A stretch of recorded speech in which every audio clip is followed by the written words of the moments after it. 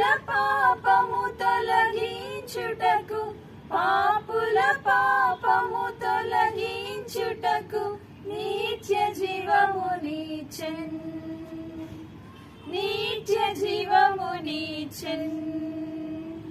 హృదయమర్పించెదము ప్రభునకు స్తుతి ప్రశంసలతో, పరిశుద్ధులము చేరి హృదయమర్పించెదము ప్రభునకు స్తుతి ప్రశంసలతో, పరిశుద్ధులము చేరి